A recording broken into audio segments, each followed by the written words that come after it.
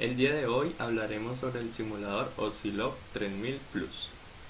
En este simulador tenemos inicialmente la configuración del paciente, en el cual la tenemos aquí donde se puede dar diferentes configuraciones, ya sea un paciente normal, un paciente que tiene o sufre de POC, asma o de un síndrome respiratorio agudo.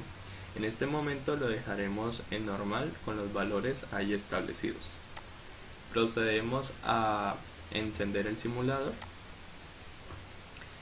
En la primera pantalla nos muestra es la selección de tubo que va a usar el paciente. Tiene tres opciones, en el cual está un tubo desechable para adultos, un tubo reusable para adultos o un tubo desechable para pediátricos. En este caso vamos a dejar la opción de un tubo desechable para adultos y lo seleccionamos con la perilla principal. Este simulador tiene diferentes modos de ventilación. Está la ventilación controlada por volumen y ventilación controlada por presión. En cuanto a la ventilación controlada por volumen, está la ventilación mandatoria controlada por volumen, que es esta primera. Tenemos luego la ventilación mandatoria intermitente sincronizada, que la tenemos aquí al lado. Posteriormente tenemos el sistema de bipresión positiva, que la encontramos aquí, que estos ya son sistemas de ventilación controlado por presión. Y por último tenemos el soporte de la respiración espontánea, CPAP. Después de analizar los diferentes modos de ventilación, tenemos también en el botón de valores, en el cual nos va a mostrar los diferentes parámetros o monitoreos que vamos a tener del paciente, iniciando con el volumen minuto expirado, su valor y sus unidades, también como el flujo inspirado de CO2. Al pulsar el botón tenemos también la frecuencia respiratoria, el volumen corriente respiratorio. Al volverlo a pulsar tenemos el PIB, que es la línea base o línea DC en la cual se va a basar la gráfica de presión. Tenemos la presión media. También tenemos el PIB, que es la presión inspiratoria pico. Tenemos la presión meseta, que en este caso pues no está arrojando ningún valor debido a la configuración. Tenemos el valor medio espontáneo, la frecuencia respiratoria espontánea, y por último tenemos el CO2 respiratorio final. Es en cuanto a valores, y como última opción tenemos una visualización de todas las variables para tener un mayor control. En cuanto a las gráficas, podemos tener visualización de ella, ya sea de presión versus tiempo, en la cual cuando la ventilación sea controlada por presión nos indicará por medio de una meseta. Al oprimir el botón de curvas cambiará a flujo versus tiempo. Esta nos indicará cuando la ventilación sea controlada por volumen, como es en este caso al visualizar esta meseta. También tenemos la gráfica de presión de CO2. Esto se evidencia en cada proceso de inhalación y expiración.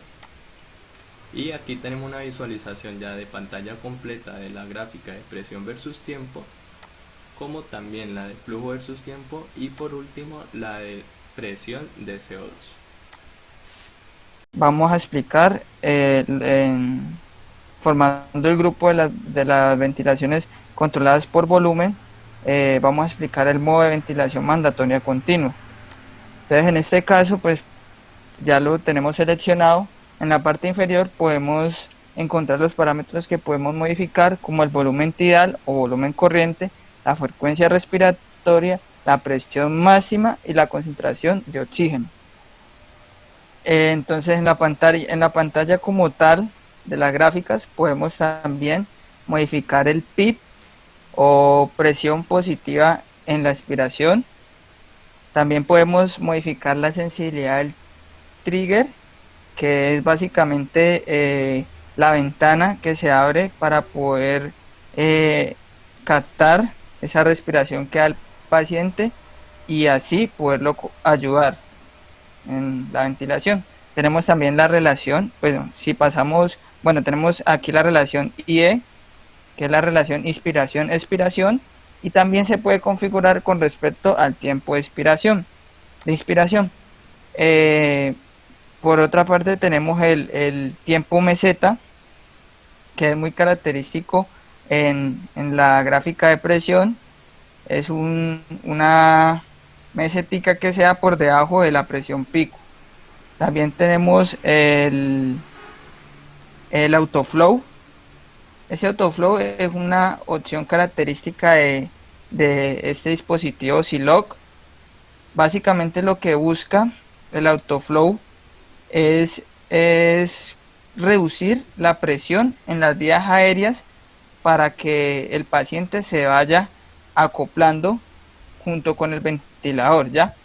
Aquí, pues básicamente, vuelvo y repito, es característico del dispositivo y quería resaltar que de este modo de ventilación mandatoria continua es muy usado en procedimientos quirúrgicos, ya cuando el paciente no tiene control de su respiración, ¿ya?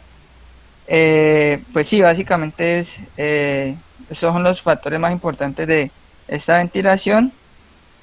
Sincronizada que le permite al paciente respirar espontáneamente intercaladas entre los controlados del respirador. Se llama sincronizada porque el esfuerzo del paciente no es detectado. En un tiempo ya programado, el ventilador ya iniciaría otro ciclo automáticamente.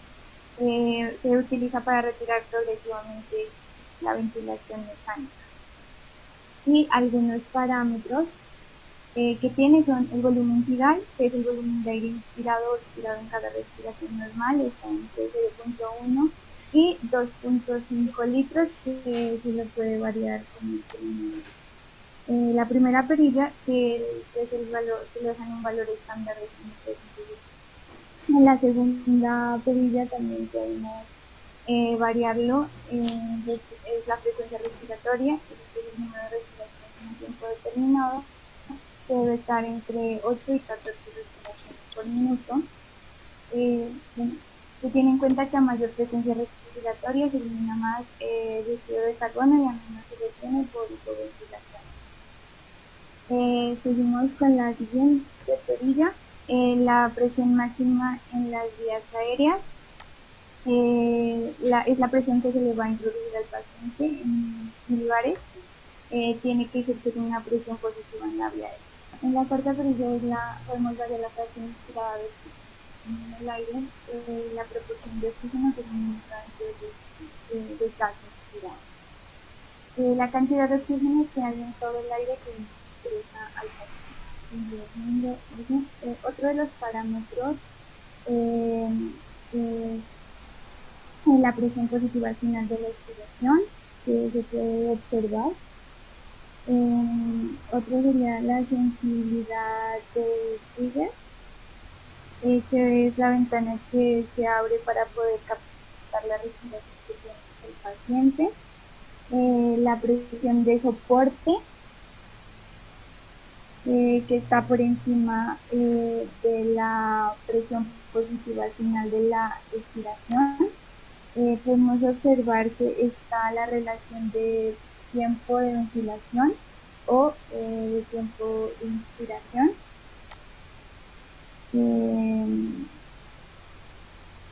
El autoflow, la presión en las vías aéreas y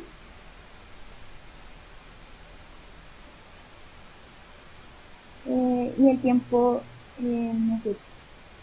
que es el porcentaje del tiempo de inspiración. Bueno, ahora vamos a vamos a mostrar el modo de CPAP.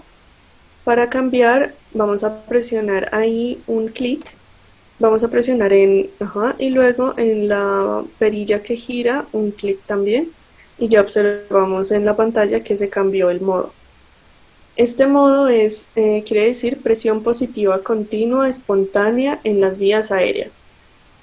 Cabe resaltar que este modo es solamente recomendable para los pacientes que tienen la capacidad de respirar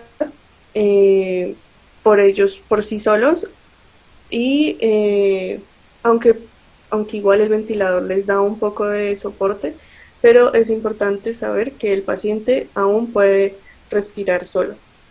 Si nos vamos en la parte de curvas, vamos a observar que, por ejemplo, en la de flujo, al lado, en la parte superior izquierda, aparece un asterisco,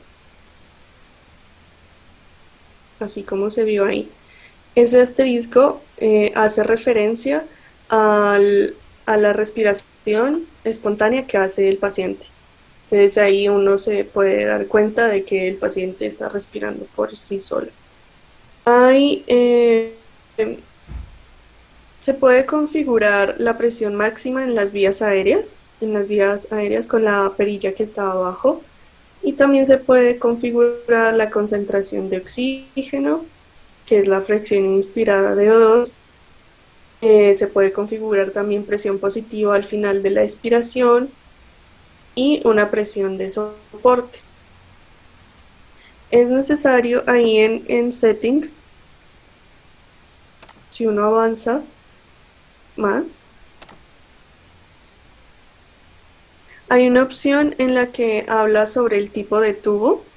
Entonces es necesario corroborar que el tubo seleccionado coincide con el que se seleccionó al inicio, que en este caso era de un tubo de un adulto desechable. Bueno, en este modo tiene algo característico y es lo que se llama ventilación en apnea. Esta ventilación solo es aplicable cuando estamos en este modo. Y en caso de que el ventilador reconozca una apnea, él cambiará automáticamente el modo y lo pondrá en ventilación mandatoria controlada por volumen. Pero para eso debemos definir un tiempo de apnea. Entonces ahí en settings también tenemos que avanzar un poco más, otra vez, y ahí está el tiempo de apnea. Nos ubicamos ahí y está en segundos. Este valor se puede determinar entre 0 y 59. Entonces vamos a girar la perilla y lo vamos a poner en 20 segundos.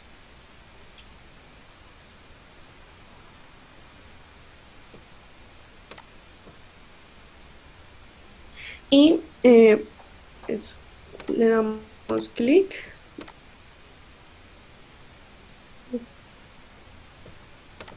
Pues ahí. Y también podemos configurar el parámetro de volumen tidal de apnea y frecuencia respiratoria de apnea. El volumen lo dejamos en 500 y la frecuencia lo bajamos a 12. Ese.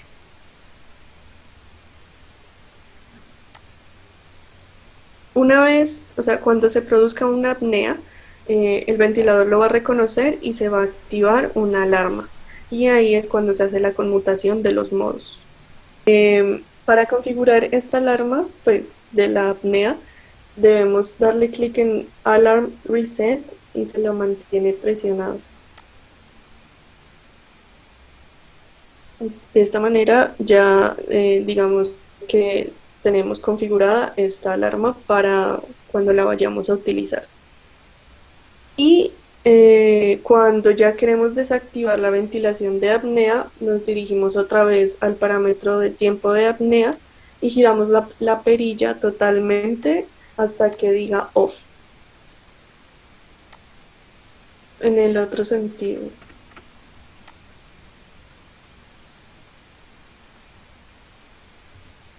Listo.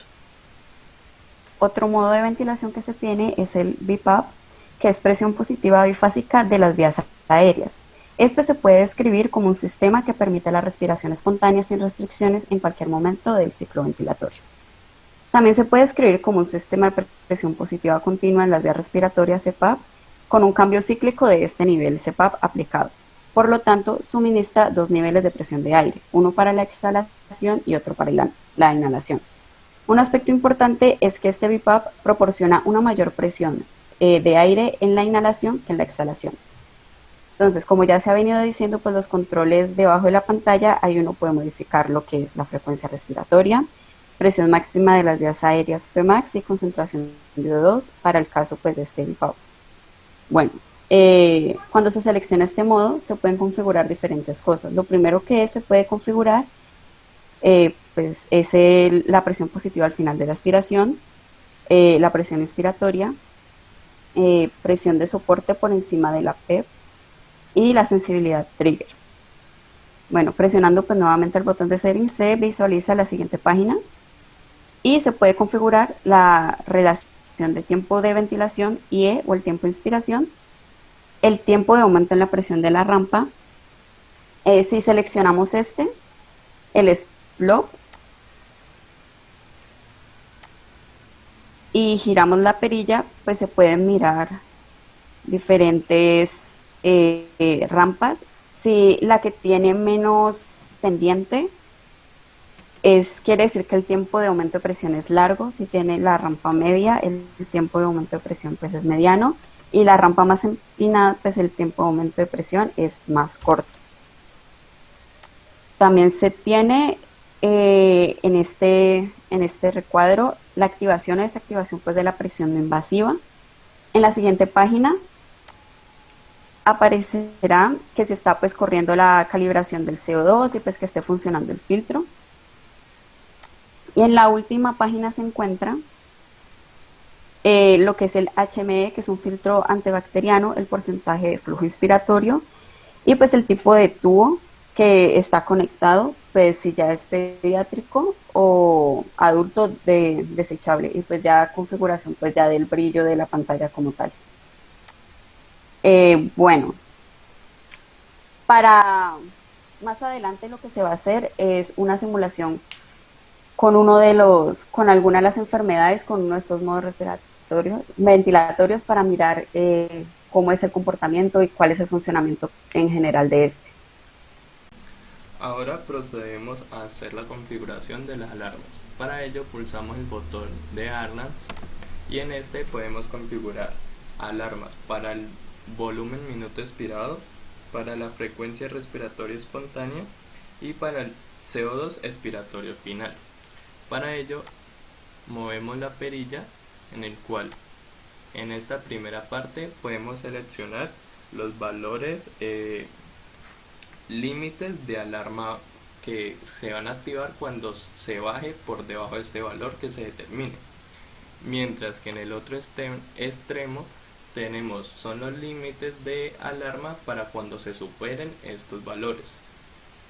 En el caso de ir a la opción de Alarms Auto Set, en el equipo configura los valores automáticamente al hacer clic de la perilla.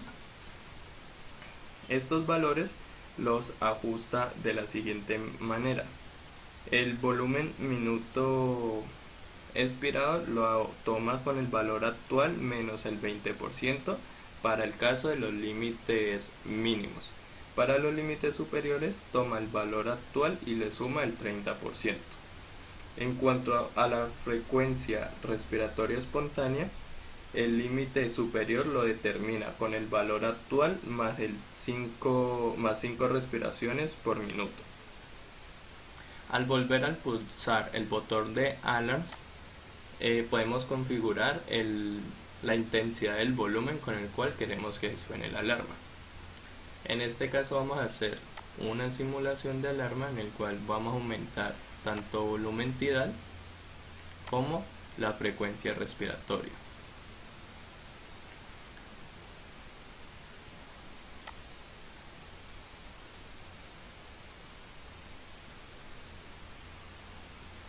Al momento en el que se supera el límite, el LED nos comenzará a indicar que se está presentando una alarma, y si se desactiva este botón empezará a emitirse el sonido.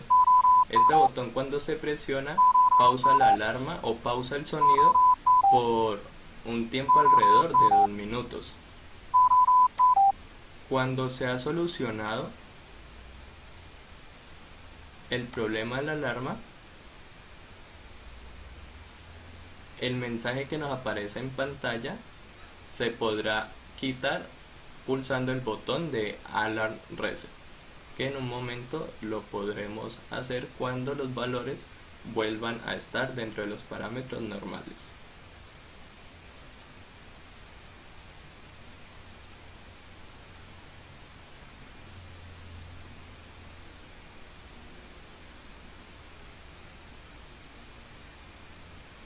Pues aquí podemos observar que el volumen minuto expirado está bajando,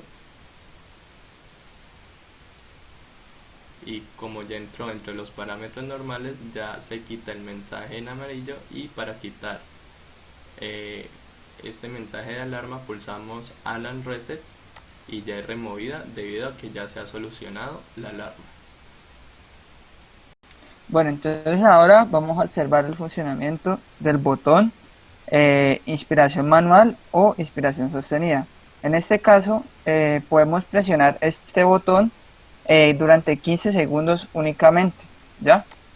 Este es el lapso que le da el ventilador para poderse acoplar con la inspiración del paciente.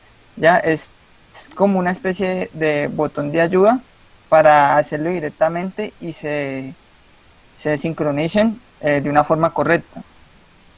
La opción de 100% de oxígeno se utiliza en el caso para darle a un paciente cardiorrespiratoria o haya que dormirlo por cualquier otra afección.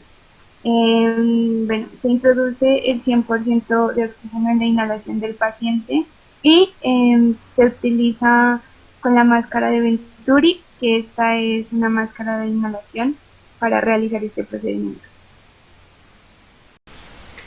Ahora procederemos a realizar la simulación de un paciente con síndrome de dificultad respiratoria aguda. Vamos ahí en paciente y seleccionamos esa opción, que es la de ARDS.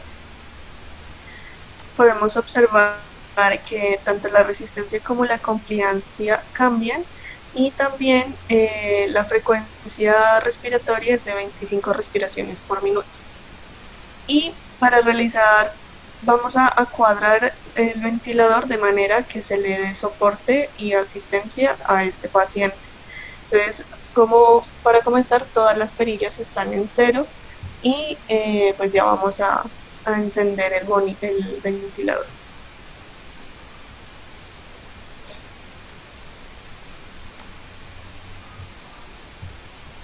En la pantalla se observa la señal característica de esta patología.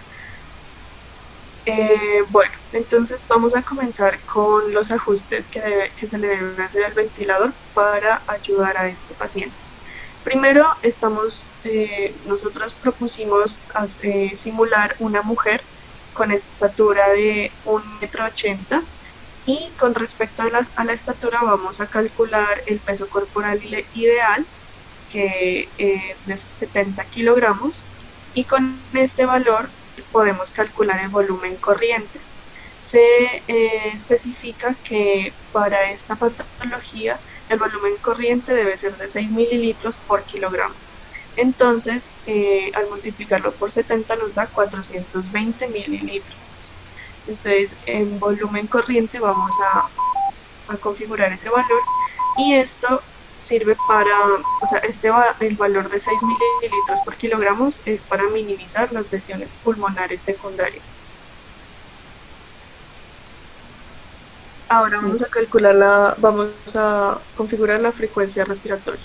Listo, para la frecuencia respiratoria, como ya lo dijo Isabela, cuando se le pone este síndrome, esta enfermedad, empieza en 25 respiraciones por minuto, pero esta frecuencia se debe aumentar hasta 35 respiraciones por minuto para lograr un pH mayor a 7,15 o hasta que los registros de flujo expiratorio muestran un flujo de fin de expiración.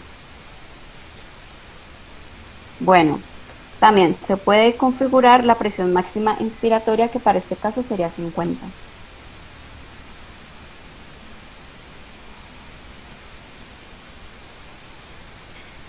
La fracción inspirada de oxígeno en un primer momento va a estar configurada en 100,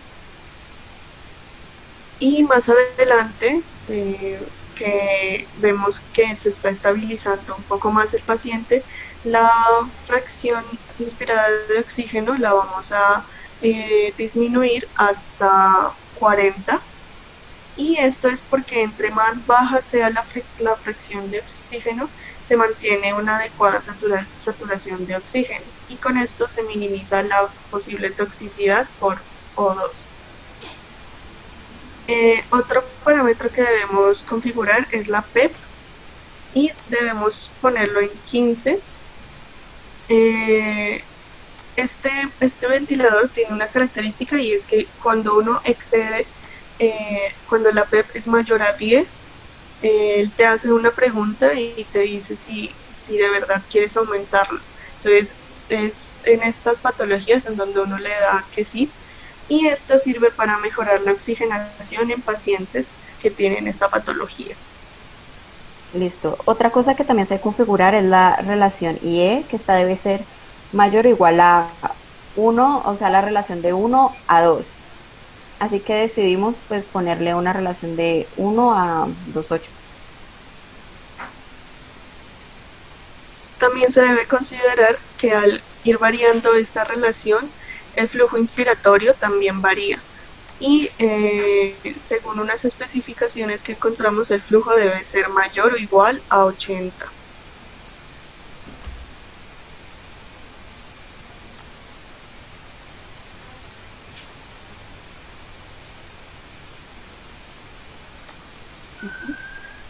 Y hay otro parámetro que está en ajustes, que se llama tiempo de meseta. Hay que configurarlo, debe estar entre, o sea, como en 20, y luego cuando en la opción de valores nos va a aparecer un parámetro que se llama presión meseta. Dependiendo de cómo cambiamos el tiempo de meseta, se modificará la presión de meseta. Y los valores en los que debe estar esta presión, Michelle va a mencionarlos. Sí, bueno, la presión de meseta ideal es menor a 30 centímetros de agua. Así como lo dijo Isabela, la PEP debe ser lo suficientemente alta para mantener los alvéolos abiertos y minimizar la FiO2 hasta alcanzar una presión de meseta de 28 a 30 centímetros de agua.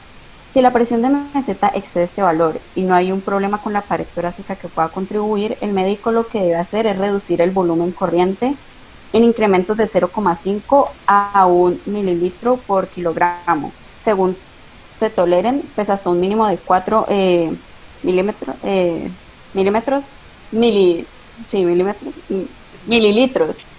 por kilogramo, elevando la frecuencia respiratoria para compensar la reducción de la ventilación inútil. Sí, como se puede observar, no hay ninguna alarma encendida, pero mientras íbamos modificando los parámetros se activaban algunas alarmas. Sin embargo, ya después de terminar toda la configuración se nota que no hay ninguna alarma, o sea que la configuración quedó bien hecha. Bueno, entonces continuando con el tutorial, podemos observar en la vista lateral derecha pues unos conectores. Entonces se va a hablar específicamente de cada uno. En la parte superior derecha nos encontramos con la entrada de aire de emergencia, ya que si se llega a ocurrir el caso de que el paciente se quede sin suministro de oxígeno, por esa parte se le puede ingresar el aire de emergencia para que el paciente no se quede sin oxígeno o sin aire. Bueno, continuando, podemos observar el conector para los tubos de medición del flujo. En esta parte se va a medir el flujo que esté llegándole al paciente. Después nos encontramos con la salida de gas para el tubo de ventilación. Continuando, nos encontramos con el conector para el suministro de oxígeno. Después se puede observar el conector de alimentación. Cabe resaltar que este equipo se puede conectar bien sea a la red eléctrica por medio de esa perilla, por el medio de ese enchufe, perdón, o a partir de la batería, ya. O sea que este dispositivo puede dejar de depender de la red eléctrica. Bueno, continuando en la parte izquierda superior, nos encontramos con el conector para el cable de extracción de datos. Entonces en esta parte se pueden extraer los datos o observar, bien sea la variable de flujo o de presión, y extraerlos. Y por último, el conector para el sensor de CO2. Este conector nos da una idea de qué tanto CO2 está expulsando el paciente.